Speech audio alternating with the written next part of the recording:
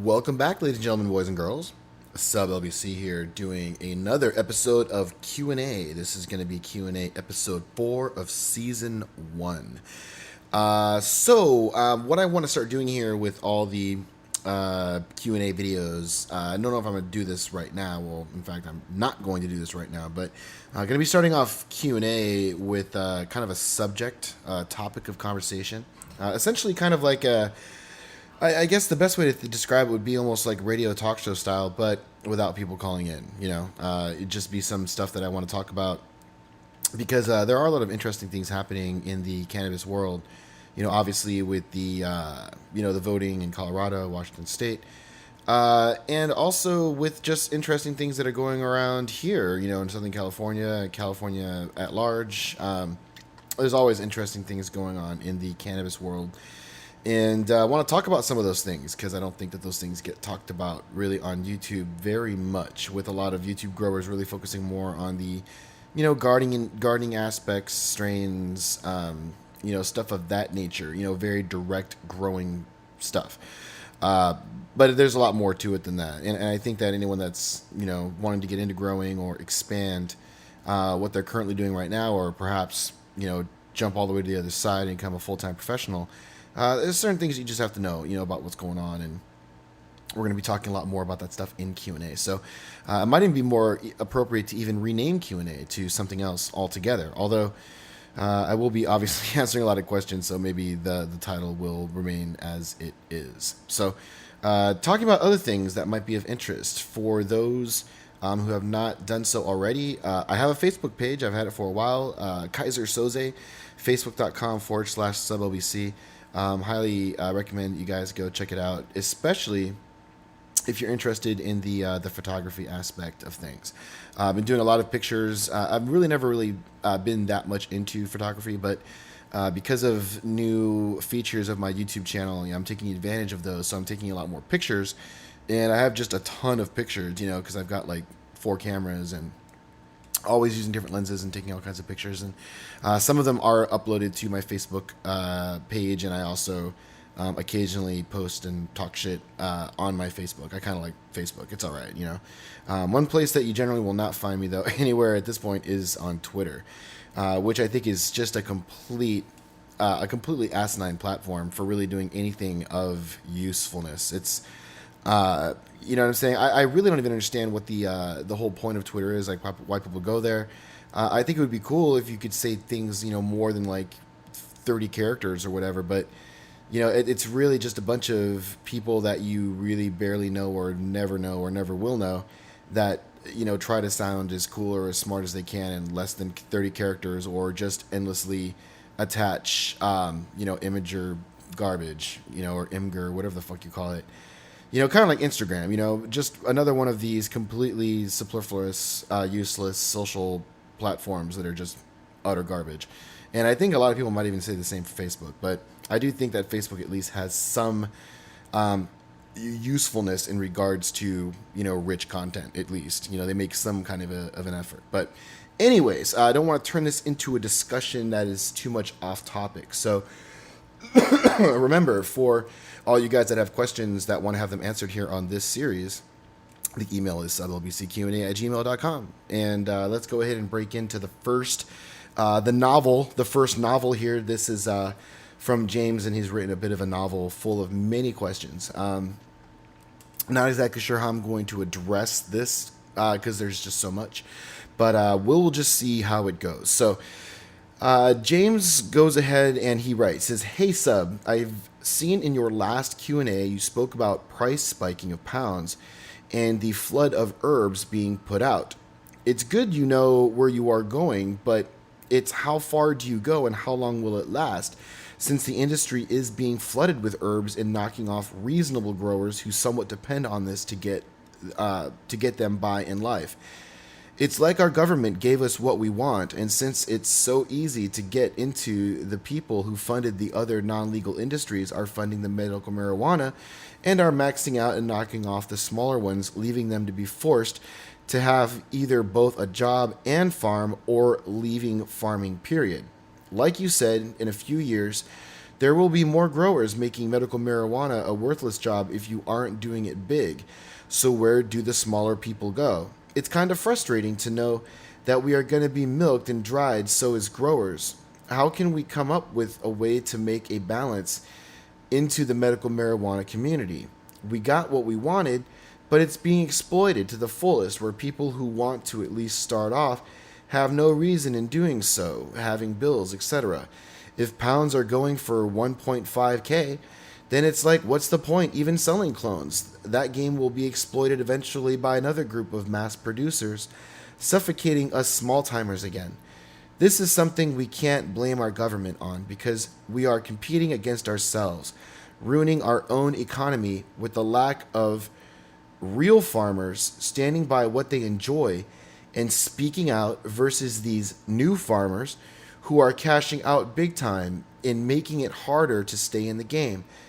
They say history repeats itself, and when the medical marijuana community is controlled by a bigger number of cash cow goons, this will fuel people to go into other non-legal activities, because it is seen as a better pay and lesser work.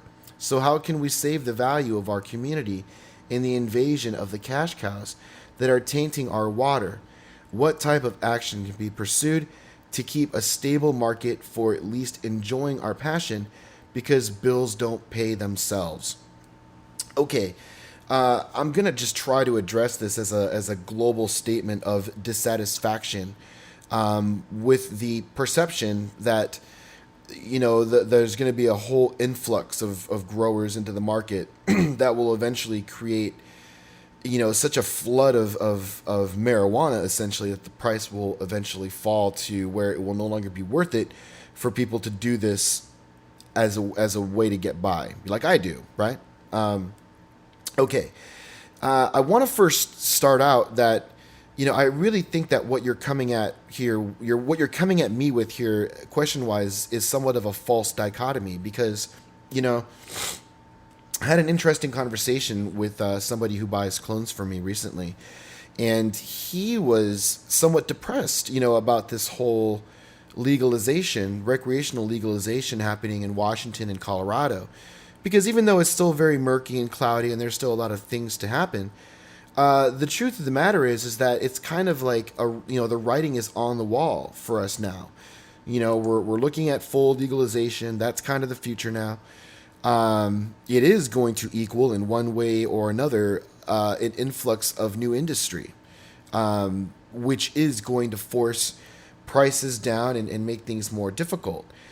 But it really forces me to ask the question, and that is simply this. As a buyer of, say, nutrients, or of, gardening equipment or anything that has to do with growing, aren't we all not the most motivated by what gives us the highest quality at the less price? I mean, I find it incredibly hypocritical, and this is one of my biggest complaints of the cannabis community as a whole, is that there's so much hypocrisy in it. There's this whole leftist kind of, collective thing where we have to protect our industry and somehow force prices to be where we want them to be in order for us to survive. But it's not about that, One of the greatest things about the cannabis industry, at least the way that I've seen it, is that it is a true supply and demand industry without any outside manipulation. There's no government subsidy to tip the scales. You know what I'm saying? Everyone has to play with the same amount of resources in order to create a product that we bring to market. And the amount of demand for that product is, it's all consumer driven 100%. So there's really no outside influence to, affect the price of herb. If it's going down in price, one of two things are happening. Either demand is low or production is high. And the reason why I call everyone so hypocritical is because, us as growers always want the highest price, right? We always want the highest price. But yet, if we were to just not grow anymore and go in the dispensary, then all of a sudden we want the lowest possible price. And when we go to buy nutrients and stuff to do our grows, we want the best fucking deal on everything. We want the highest quality stuff at the lowest possible price. some people wanting or willing to go lower than others. Some are willing to pay more than others, but everyone wants a very, very good deal. We're all competing, and it is out of this competition which has really evolved the entire fucking industry. I mean, seriously, we were having these same kinds of conversations back in 1996. That the fact that medicinal would cause this whole influx of price dropping because it's legal.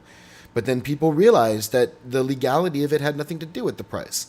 It was simply a supply and demand, interaction that was going on. It had nothing to do with legality. And we're now facing another issue where, we're going to be faced with another supply and demand crisis. But with the open competition and the market being as it is, it's going to be the strongest are going to survive, as it should be. It's the same reason why we don't see shitty fucking dirt weed anymore. I'm sure 20, 30 years ago, a lot of these outdoor growers were probably complaining so much about these new, indoor hydroponic growers that were cheating, by using big money and science and stuff to grow a higher quality herb indoors, higher THC potency. They could do it faster with higher yields, and they could do it year round. You know what I'm saying? I mean, hey, it just creates a huge problem. And now outdoor weed is worth fucking jack shit, and now indoor is become the standard. So it's just going to be another market correction. We've seen this happen before. This is the first time I'll probably really experience it as a grower. But as a consumer, I've seen these kinds of things happen before. And again, it's all about shedding the fat. We're just going to get rid of the growers that don't take their fucking work seriously. For guys that are just one trick ponying it the whole way, not diversifying, not growing the right strains, not getting enough cycles out per year and not getting enough yields on those, or quality is being an issue, they're going to go by the wayside. But I still do think that a small-time grower that can produce the highest quality that you could grow a marijuana plant indoors will still find a buyer. But the fact is, 1.5K per pound, that's not unrealistic, and that's going to be a fucking crucible right there, because only growers that can yield or cycle or do whatever, whoever can work around that 1.5K a pound, those are the only ones that are going to survive. And we could go there, you know what I'm saying? The writing's on the wall. It's best that we be prepared for it. Now, in regards to the cloning, it would be mass produced, possible. It depends, though. Cloning is very fickle because growers get very emotional around clones in regards to strain sanctity and quality. Insects, disease, and stuff of that nature, which even larger companies are going to have to find a way to deal with. And cannabis plants are not like the plants that you can just throw out at Home Depot. They need very, very specialized lighting requirements. And, to be terribly frank with you, I want to be one of those innovators that learns how to mass produce clones to crush the competition. And I'm going to do it by creating the best quality at a very, very low price. And, again, growers that, and I had a grower just recently who wasn't able to get a hold of me for like a whole month, dude. And he, had gone around trying to look at other clones and maybe get something going. But every time it was just a complete fuck all, you know what I'm saying, with the bullshit. And he's smart enough to know that it's better to let his garden sit empty for a month than to invest in an entire cycle on mite-infested, mildew-infested, who knows what the fuck genetics. It almost came down to the point to where he had a guy, some strain whore. I mean, I couldn't make this shit up, dude, but seriously, he had a guy that was like some kind of strain whore freak who said, look, I'll bring in my own strains, but I don't like release them. I'm like that kind of guy. But, I'll grow them in your garden and take 25%. I mean, what kind of a deal is that? You know what I'm saying? And even though he offered to do all the work, and 25% doesn't seem unreasonable, it's the other guy's garden. He wants to do all the work. He's not interested in bringing on a 25% partner just to get access to strains that he doesn't even get to keep. You know what I'm saying? It's just ridiculous, the kind of shit that he had to go through. And this is the state of affairs right now in SoCal. And there's a lot of avenues for people to get live plants. And although they might be technically living plants, they're not a lot of things that growers want to grow. They're forced to go down the seed market, and then, it's another roll of the dice with those motherfuckers. But I don't think that the clone market is going to be nearly as easy to compromise as the herb market will be, But that's really where I want to make my mark. Fuck it, you know what I'm saying? If I can push out, clones equal to or better than the ones that I'm producing right now for an average cost of $5 directly to the consumer, if I'm able to get my efficiency to that level, then that's where I want to be, because I don't think anyone will be able to compete with me, and that's really the whole point, you know what I'm saying, of aggressive market capitalism. It's all about efficiency, only the best survive. It's purely Darwinistic, but that's why things are so great. And us as growers can't, on one end of it say we want to keep the prices high, but at the other side, want to get the cheapest deals for ourselves. It's hypocritical. I'm against it. And that's pretty much all I have to say about that. So the next question that we have here is from Mike.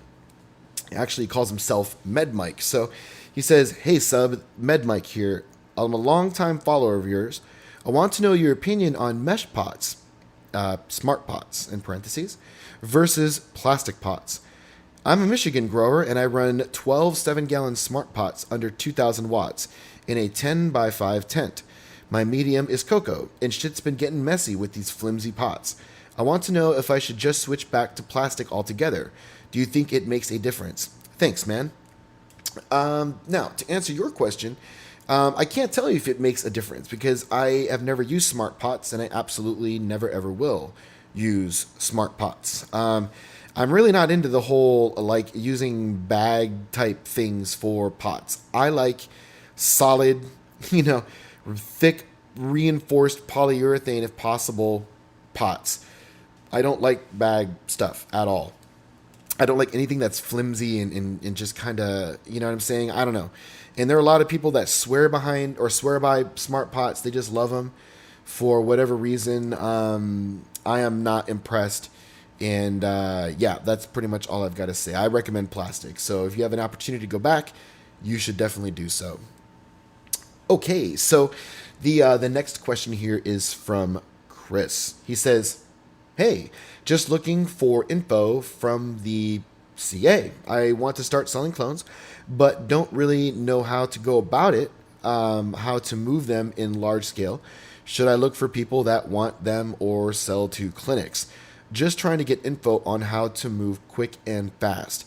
Well, if you want to move very, very quick and fast, Craigslist, dude, is pretty much the fastest. It's also how you can get in deep shit. You know what I'm saying? Craigslist is monitored. Although I will say, if you're very, very good at verifying patient ID status, and you know how the whole system works in regards to, looking up rec IDs, and you're very, very diligent on that. And if you go even further to request that people send their information in advance via email, people will do it. You know what I'm saying? If I were to make the qualification criteria to send me a copy of your driver's license and recommendation, full rec, people would do it. You know what I'm saying? No doubt about it. If that was the only thing stopping them from getting access to inventory and they're in desperate need of it, no problem. The real question for you is the inventory that you're offering going to be worth it? You know what I'm saying? And, you have to, number one, be able to know and to consistently create good shit, to be a successful cloner. It's not one of these things where you just make a whole batch of clones every 2 months and then, think you've accomplished something. To really get it going, you got to be, on a 1 week, 2 week timing. And I'm more or less on a 2 week. About every 2 week I make a timing push, to an inventory build. And, it's kind of like StarCraft 2, with Zerg. You kind of have your larvae, and it's all about timing. But you're basically building up inventory, and then about every 2 weeks or so is when you're going to have a huge build of very, very good quality stuff. And then people get acclimated to your schedule. And, you really want to start going after the high volume clientele. And if you can produce it, you can find them very quickly, dude. Like I just said previously, and many times before, it's a open market for anyone who knows what the fuck they're doing with genetics. If you have good quality shit, especially if it's OGs or stuff that people know is really good, like mine obviously have been, obviously the SFEOG huge, right? And then the Blue Dream is huge. The Kryptonite has been picking up a huge amount of momentum, and then I still have the SK and Mendo Avku, kind of just sitting around lurking in the background with all kinds of new strains that I can rotate forward. And these are all proven, battle tested, fucking rock steady strains. No garbage crap. You know what I'm saying? So you can't have anything like that.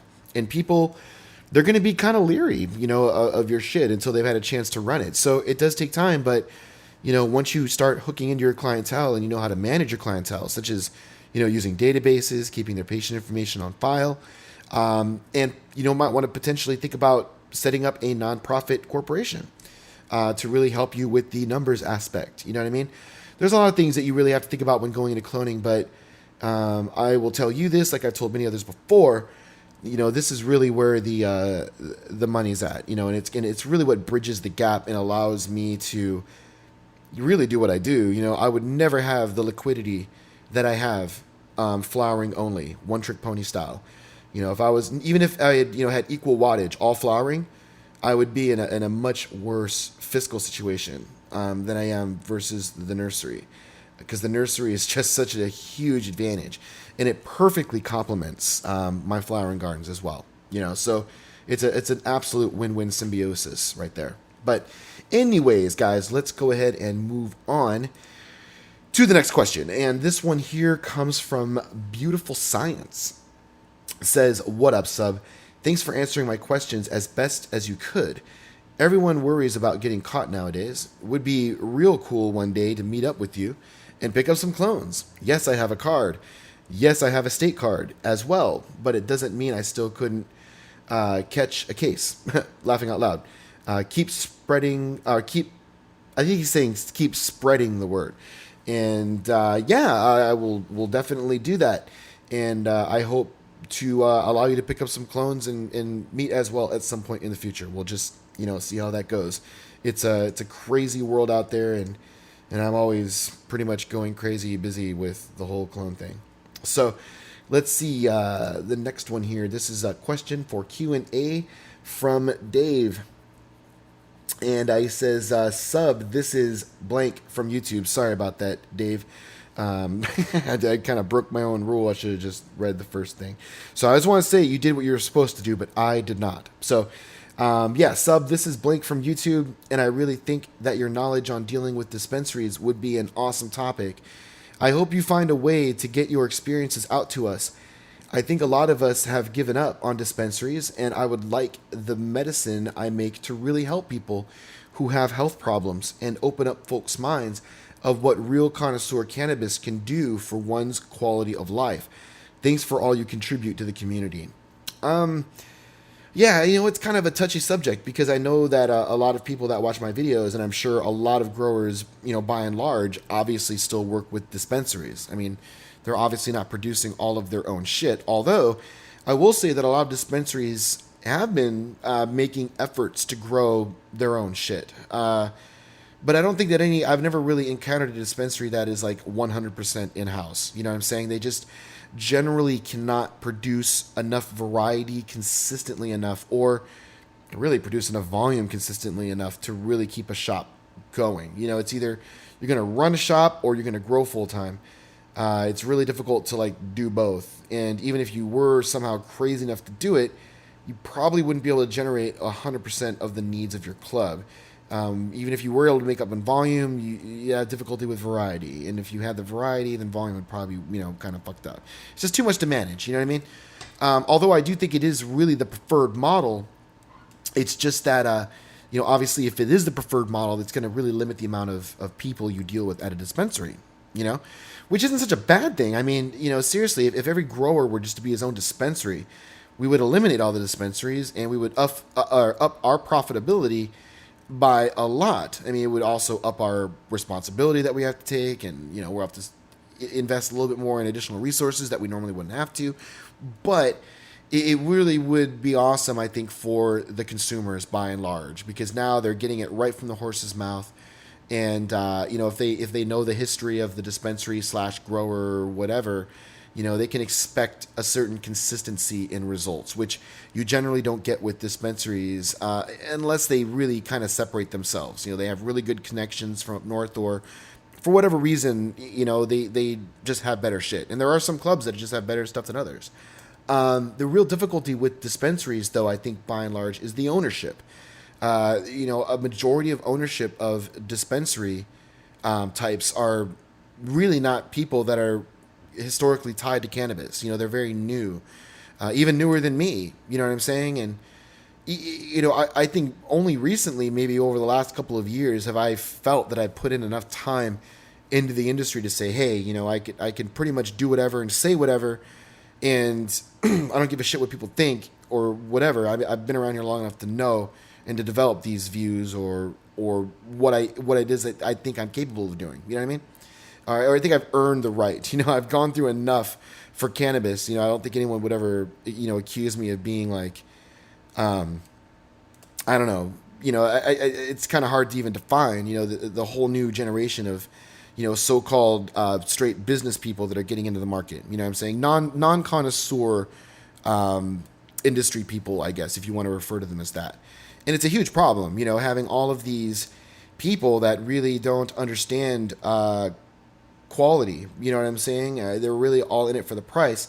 And even if they have really good quality in front of them, they're still going to be in it for the price. And, I've had discussions with other grower friends about this as well. And I don't blame dispensaries for wanting to rip off growers. You know what I'm saying? I mean, look, that is why they're here. They, just like we want the best price for all the shit that we have to buy, they're going to want to get the best price for all the shit that they have to buy. And, sometimes if they're low, I mean, they're going to pay more for really good quality, and it happens. But it requires a lot of legwork, and to be terribly honest, it's really good just to have, nice prearranged working relationships, where you don't have to make all these compromises on the spot, which can be stressful for a lot of people that are new and they're not used to haggling, you know what I'm saying, and having these types of business interactions. And, I'm really lucky because, for me, I come from like corporate world, and being able to interact with people in a very close-knit environment and have to deal with politics and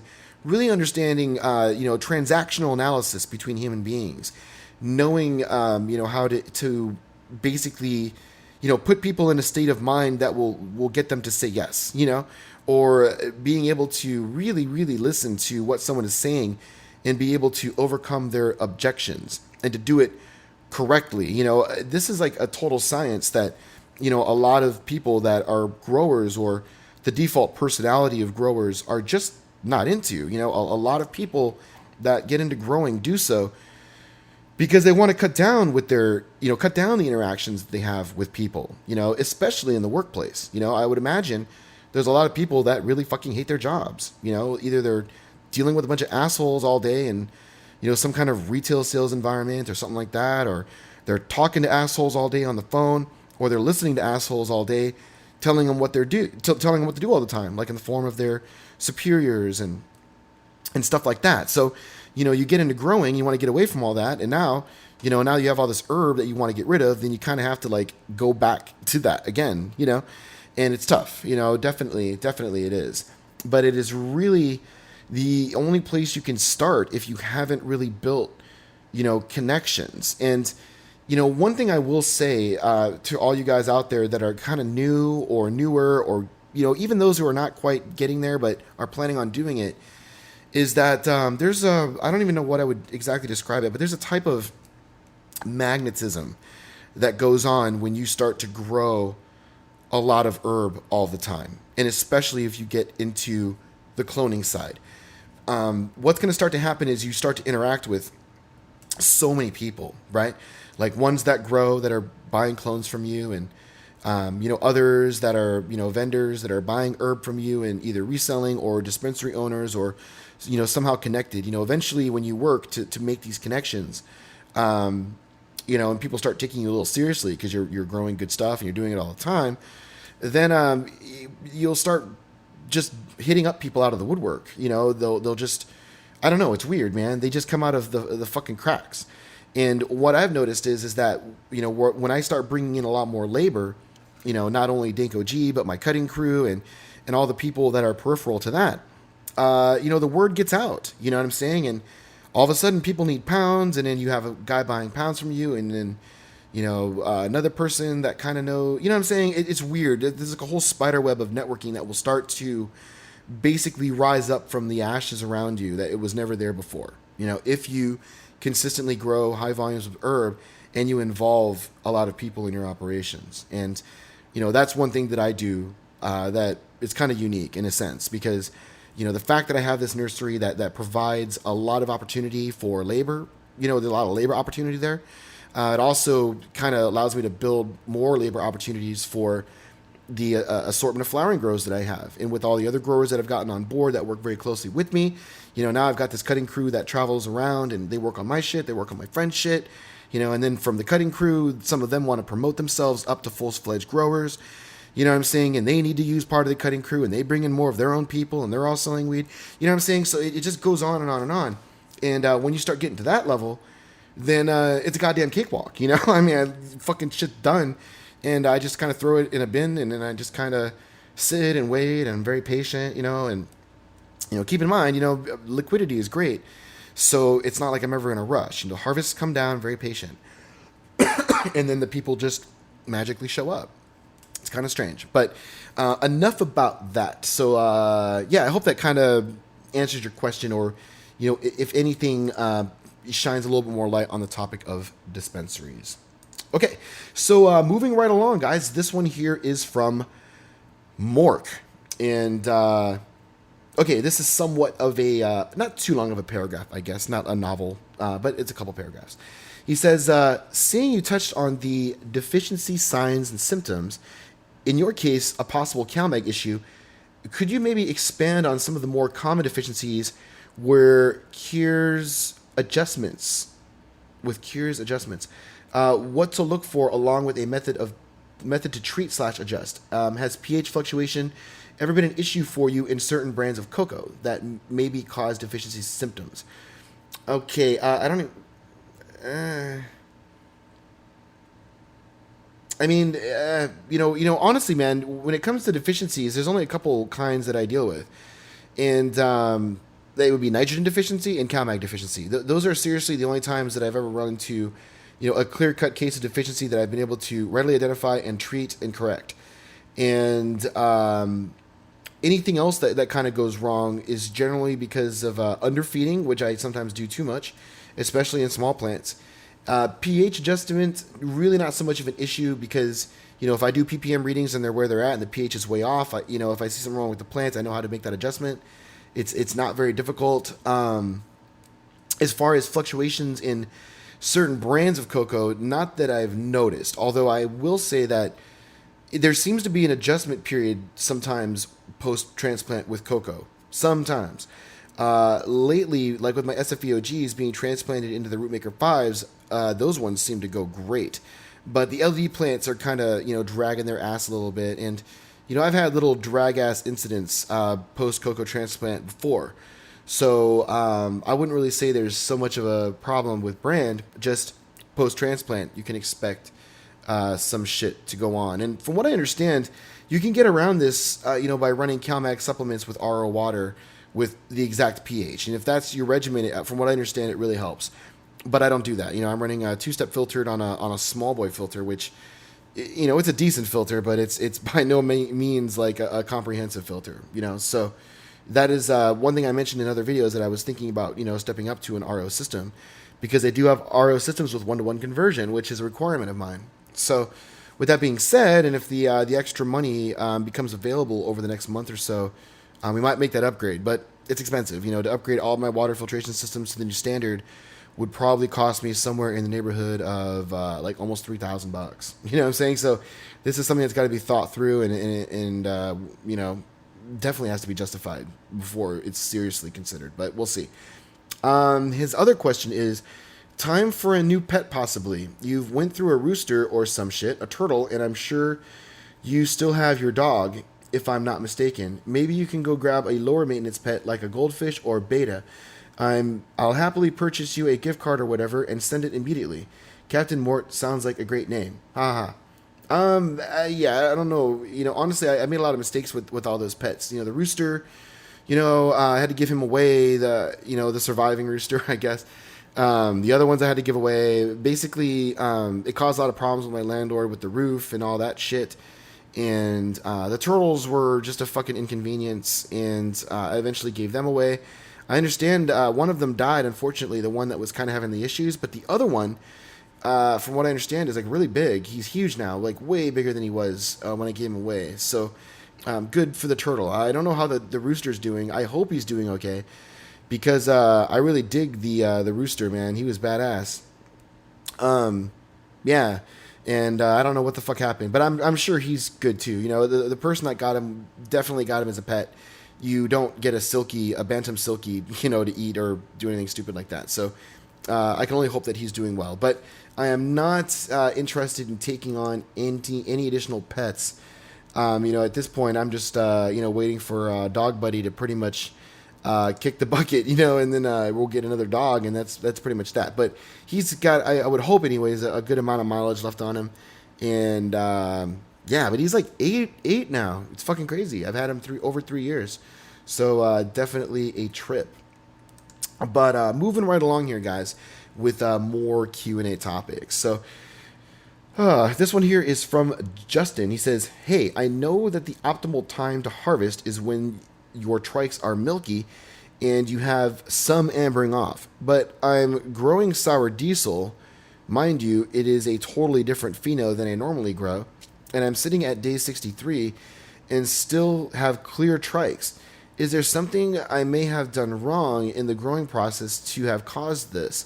Normally with the sour diesel pheno I grow at day 52 to 55, the trikes are milky and day 60 is harvest. The plants have cannibalized to the point that there is very little green left.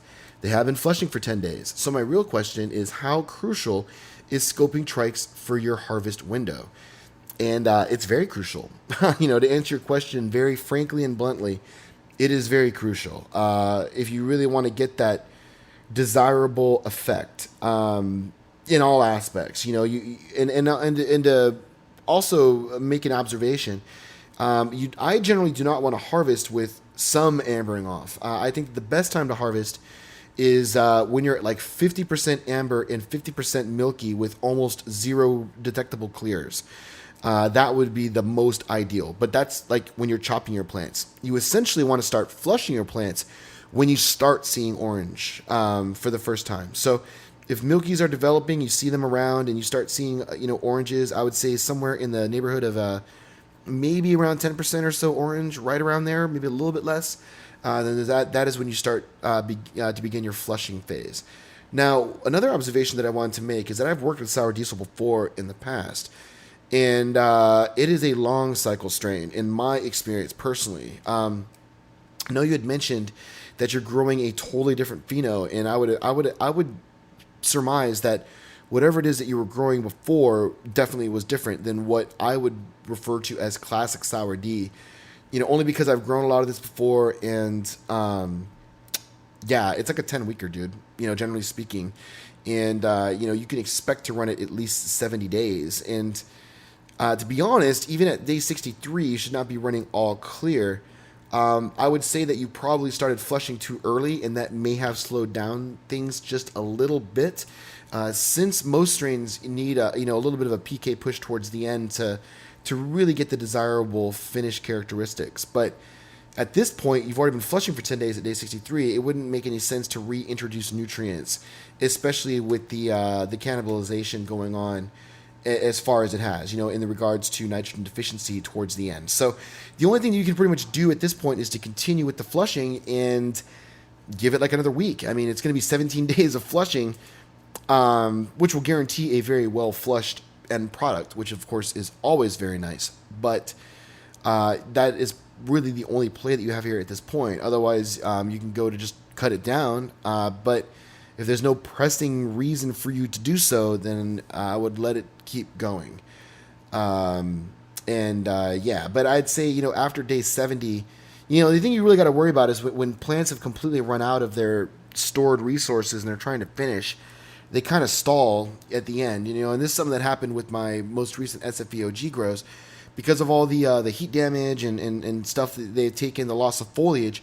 They weren't really able to finish to like a total completion, and that can happen if you start flushing too early. You know what I'm saying?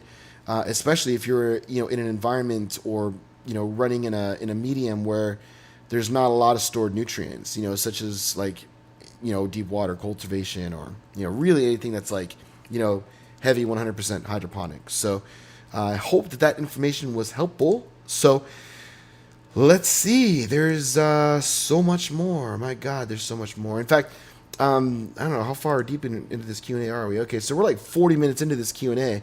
I don't know if we'll be able to finish the whole thing, but we'll make an effort. Maybe some of these next questions here will be easy. So, actually got a photograph email for the first time. So, I'm gonna go ahead and post this photograph here into the video. You guys can take a look here, and then you guys can address the question. And if there are other people that can contribute, then definitely feel free to do so in the comment section. So yeah, this one here comes from Mike. He says, "What's up, sub? How's it growing?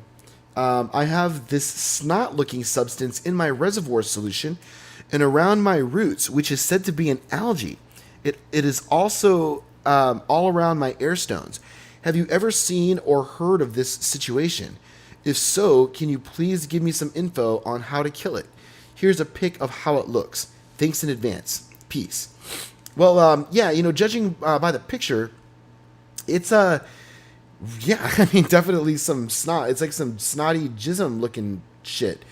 But curiously enough, your roots actually look fairly healthy. They're very, very white and they're looking really great. I just, and correct me if I'm wrong, and I could be wrong, but I was under the impression that all algae contain chloroform, but I could be wrong. This could be some kind of, non-photosynthesis type algae of some fucking kind. But I would imagine that the ways of dealing with it are the same, and that would be pretty much to introduce a very, very high dose of H2O2 into your system, combined with an enzyme that can be run alongside H2O2. In a very good version, or a very good enzyme would be hygrozyme. Pretty much the only way to go. Running hygrozyme at dosages probably somewhere around 8 milliliters per gallon, a little bit higher than what you would normally run for just standard use. And depending on the hydrogen peroxide you're going to run, anywhere between 1 to 2 milliliters per gallon. And it's something you have to look at because there are some H2O2 brands that are different. With the super oxy that I run from Yellow Bottle, which is very high concentrate, and never go over 1 mil per. But there's other stuff that you can because it's not quite as strong. That is, if indeed it is algae. To be terribly honest with you, I don't know what the fuck that is. I've never seen anything like it firsthand, and any answer that I could give you as to what it is would only be based on the any kind of standard internet research that I'm sure you've probably already done extensively on this issue. But as far as dealing with it, the H2O2 hygrozyme combo would pretty much be the way to go, and run that for 1 to 2 weeks at least to eliminate these issues. And then check all your piping, make sure there's no gunk, weird things building up where that stuff can repropagate and spread throughout your root zone. And another thing you can do too is try to keep some kind of shit in the system to stop that kind of stuff from developing. And the 1 or 2 ways you can do that is either to continuously run H2O2, but keep in mind that is going to negate potentially negate some things that you might be using in your newt line. And you didn't really specifically mention what you're running in your newt line, so I couldn't say that for sure. Just know that H2O2 can negate a lot of positive properties of your newt line depending on the line. Although there are some purely synthetic lines that can be run continuously with H2O2, like Dutch Master, I think might be one, and there might be a couple others out there. Now, the other option is you could try to introduce, some kind of beneficial bacteria, some kind of rhizospheric ally, to try to stop this kind of stuff from happening again.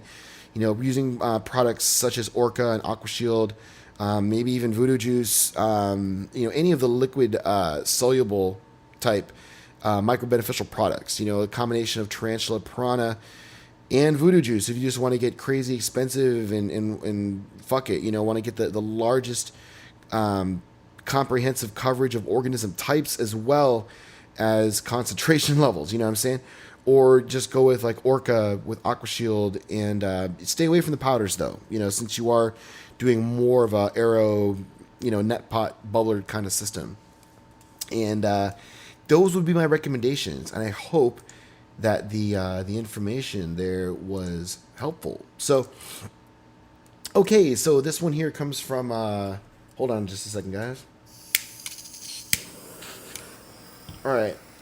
This one here comes from Kane Alu, I guess, or some shit. He says, "What's up, sub? I know you just went over it, but was wondering if you could do a detailed day-by-day, month-by-month regimen of your arsenal of only must-have. If you was me and ballin' on a budget, what would you use when you first get your babies day one till its life end for flowering or mothering? Maybe making a chart so it's easier to see and follow and copy when you go over it on your show. Thanks, sub, and keep it sticky." I guess it's somewhat difficult. And like I said, with the weapons of war, I kind of go over it almost all the way down. I think the only thing that I really didn't mention is the fact that all of my small plants get sulfur sprayed down 100% the moment they get cracked out of the domes. But other than that, everything else is pretty much standard. Floramite equal 20 on the mother plants, 30 or 45 to 60 day durations, or 45 to 60 day intervals between application. Sometimes we'll do it on plants from clone into the flood table, but not always. Depends on time of year. But that would be an opportune time is right when they're rooting up and getting kind of large in the flood tables. Eagle 20 Floramite combo. And then the last time, about 7 to 10 days into flower would be the last. And that's it. You know what I'm saying? Pretty straightforward. And all the concentrations and amounts were mentioned in the Weapons of War video. So, yeah, I hope that helps you out there a little bit. And let's see. Next one here, actually, I got an email from a person by the name of Clyde. And I just want to let you know that I will be responding to you directly outside of Q&A, only making this mention so that you know that I actually got your message, and we'll talk more about it here. I was actually waiting to do this Q&A video to address everything kind of at once, since my time management is kind of how it is. So let's see. This next person here, this is Cameron, and he says, "Hi, I've been watching you on YouTube, medical patient. I was wondering if you had some legit OG clones I could possibly get. Please get back to me and let me know. I just want some true genetics. Please get back. Thank you. Peace." And like I've said many times before on previous Q&A videos, I will be making that information public for everybody when the OG clones are going to be available. So the next one here, guys, is going to be coming from Chad, and he says, "Sub LBC," or "What's up, Sub LBC? Been a fan for a while. Only grower I follow on here, not only because the level I feel you hold yourself to, but just basic views of how shit works in our fucked up country. Anyways, thanks a bunch from Detroit, Michigan. A couple of questions. There's actually 4 questions. So, number 1, you have grown in many different styles of locations. What's your favorite and why? A friend of mine and I have been looking for a location and always find issues around it. Okay, so answering question number 1, my favorite kind of locations to grow in are residential apartment dwellings. Very similar to what you guys see in all of my videos. Some of the things that I specifically like are compatible neighborhoods with a lot of privacy, as well as non-carpet flooring. That's pretty much a requirement. Or at least the ability to pull the carpet if need be, but generally speaking, I don't even want to go there. I like working in places that have tile floors, preferably. Hardwood is workable. I mean, obviously Site B is hardwood, but There could be some issues with flooding that could be really bad, detrimental to hardwood, but it's not something that's like impossible to work with. But tile is always the best to work with. I don't really like houses so much because, in all the neighborhoods that I tend to live in, houses really don't have the best privacy. You know what I'm saying? And I always find issues with houses and security. It's very easy for people to get into a house.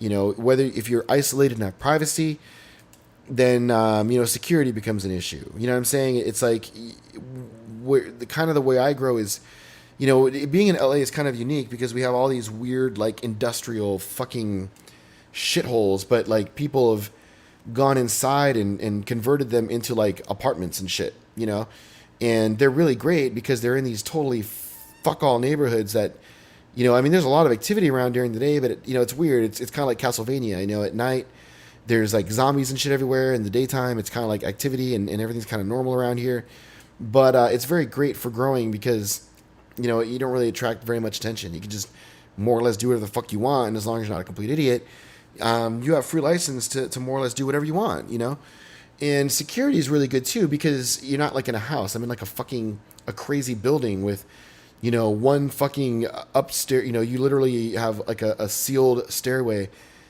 that you have to go up. There's no other way to get up here, unless you're gonna like grappling hook all 007 style, and even then, there's like welded bars everywhere, and people around here are crazy and everyone's got guns. You know what I'm saying? It's just not really one of those neighborhoods where you just want to get too crazy, and it just really works out great. And that's really what I like about all of my my grow spots. Now, with Site B, it's a little bit more ritzy. It's in a much nicer part of LA, but I almost essentially have the whole fucking building to myself. I just rent the whole goddamn building, and what? I had problems with neighbors in the past, and I just had them removed, and get rid of them because fuck them. You know what I'm saying?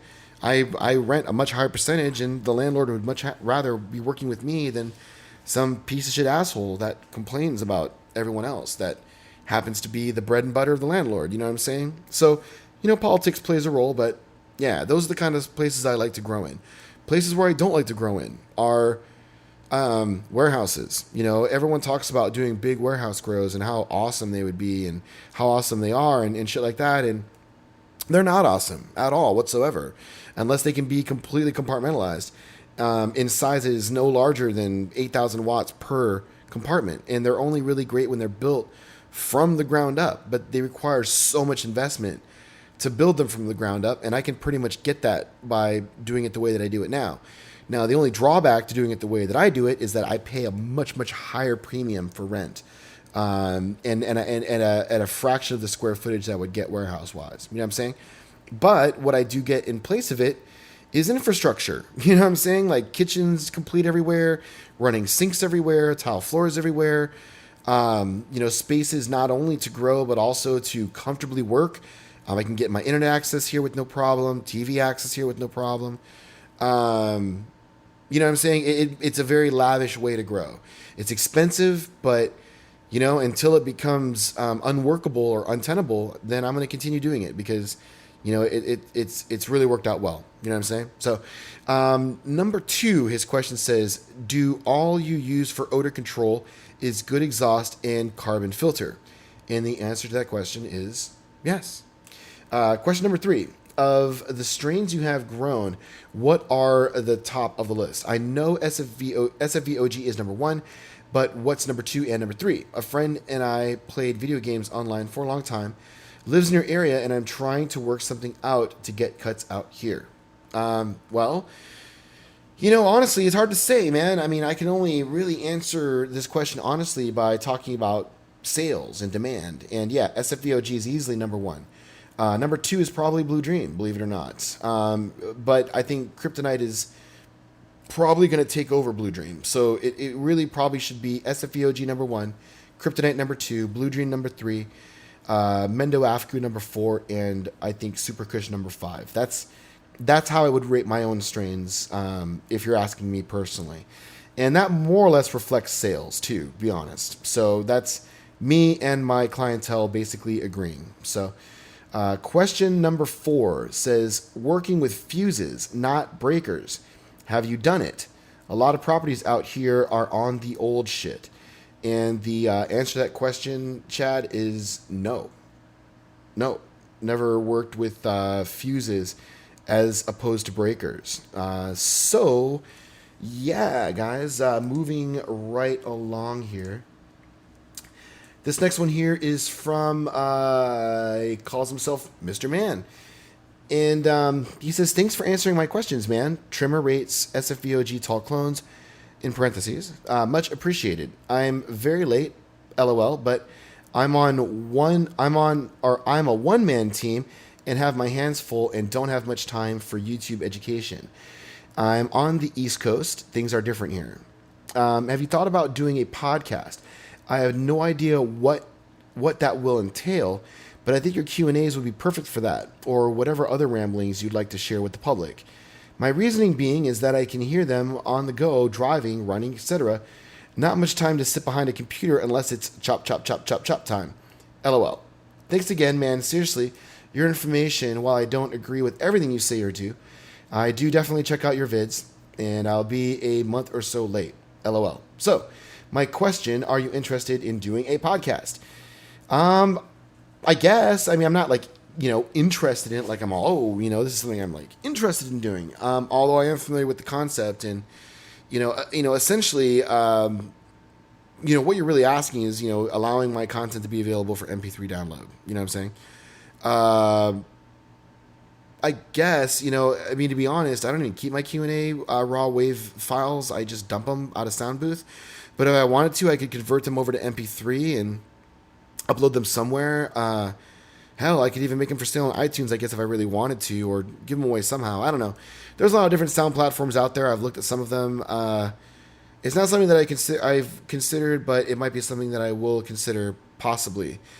And I'll look more into it. I'll see how that goes. But to let you know, you can pretty easily rip. There's a lot of sites out there that you can use just to rip video and audio from YouTube. And you might want to look into doing that possibly to watch my stuff while on the go. You know what I'm saying? Although some of them, actually, I think there's some where you could just literally just rip the audio right off. In fact, I've done it with songs. So you could probably do the same thing here, rip it to an MP3, and then just put it on your iPod or whatever the fuck, and enjoy it that way. But in the meantime, from what I understand, to do a podcast, I pretty much would have to have a website set up for it. And I do have subLBC.com, but that site is pretty much, whatever. I don't really give a shit really about the site. The big issue I had with that is, I had basically decided to use a whole new platform to build the site, something that I could work with. But ran into like really, really difficult coding limitations that don't have easy workarounds, very, very difficult workarounds. And, the platform that I use is not a, web server FTP type website. It's one that's, built graphically on the fly, and there's a lot of restrictions. Although it's very, media rich and whatnot, it's great for a lot of things. It sucks for other things. At this point, I don't know if I want to keep that site design and maybe throw out something new that could possibly have a podcasting option on it, or just revert the whole site back to a fucking forum again, or maybe just let it sit there. I don't know. It's one of those things where, YouTube has really improved over the last few months in regards to, just everything about their platform has really gotten a lot better. And they're going to support 4K video soon.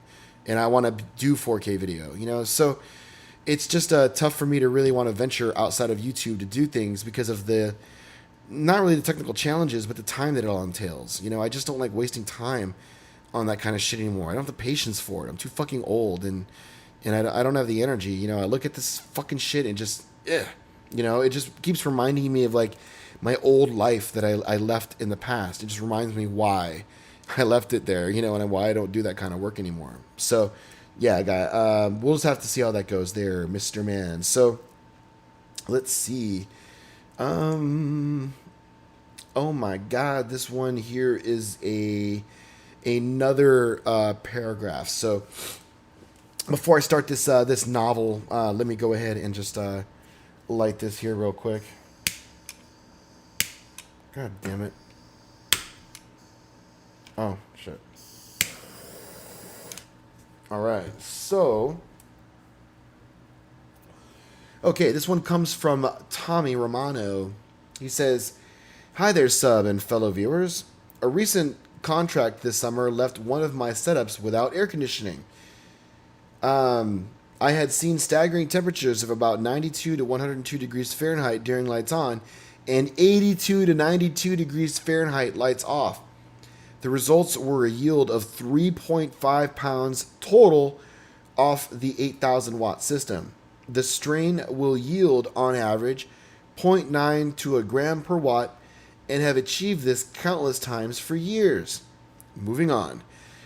The second round in our location, I had better temperatures, or at least for this location, of 82 to 88 degrees Fahrenheit during lights on and 73 to 78 degrees lights off.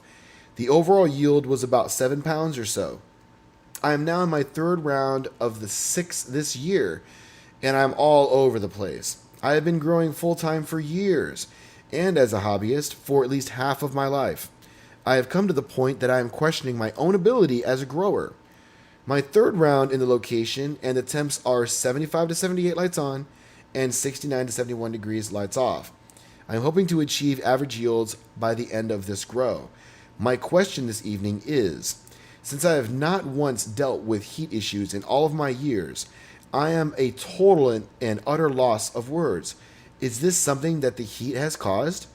I have 2 other setups of the exact same level and calibration that are giving me consistently 0.8 to 1.0 grams per watt. Is this something to do with heat? I am in disbelief to see the heat is so impeding to my yield, to see losses of up to 80%. Is this all caused by heat stress? Please explain. Not so much why the heat stress is causing the plants to stop growing, but more on its effect on yield. Thank you, sir, for taking the time to answer all of these questions." Okay, well, there's really just a very straightforward, bold, frank answer to your question, and that is, of course the heat is what caused the problems. I mean, let's just read off again the heat issues that you've been dealing with, right? So, in the worst of your grows, you were at 92 to 102 degrees Fahrenheit, okay, with lights on, and 82 to 92 degrees Fahrenheit lights off.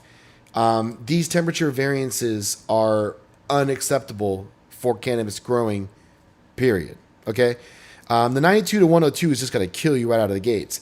And with lights off 82 to 92, dude, the plants are literally cooking in the dark. You know what I'm saying? They can't release their energies at all, and they can't do anything. You know what I'm saying? They can't do anything.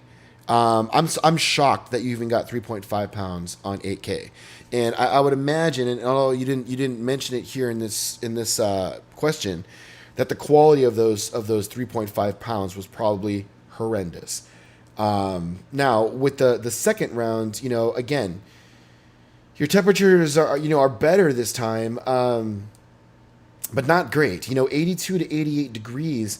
I would say that if that's a bell curve where you start at 82, spike at 88, but drop at the midway point. So, you know what I'm saying? So, I mean, your average temperature is like 84 or so. You know, if you have ridiculous amounts of airflow and it's just hot, fresh air from outside, you can't do anything about it, maybe you'll be okay lights on. But again, you know, expect quality factors to decrease and yield will not be prime at all. You know what I'm saying? You just cannot get the best out of your plants at that range variance. You just can't do it. And, 73 to 78 degrees lights off is more tolerable. However, to be honest, lights off should be nowhere ever really in excess of 70.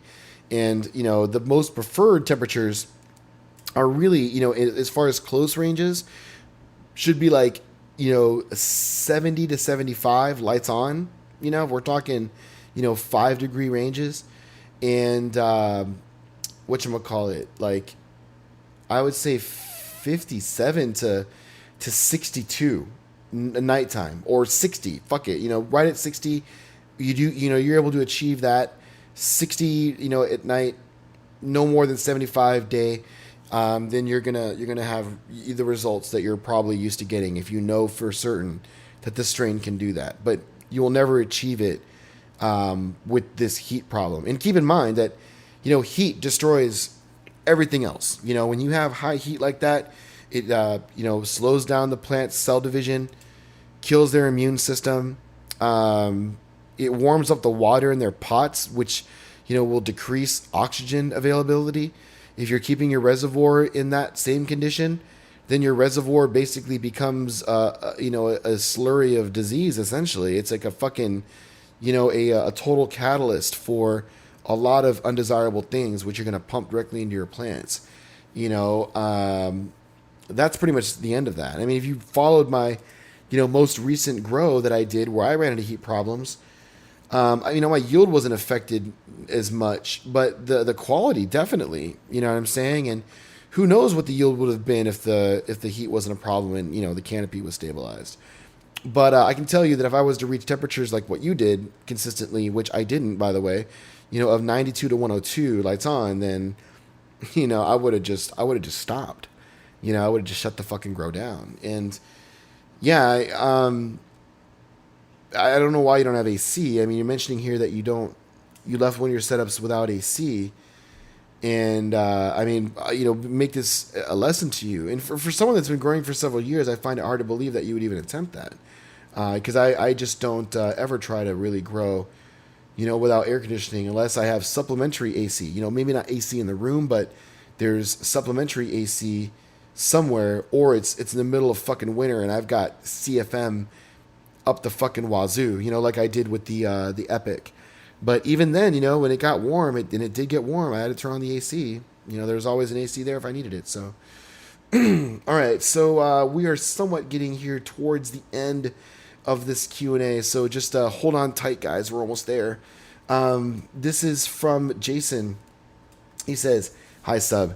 Just wanted to start by saying I love your videos, and thanks for the time you make for us, your subscribers. Thanks for the time you make for us, your subscribers. Now, into the question I'm having. No punctuation, guys. So do bear with me.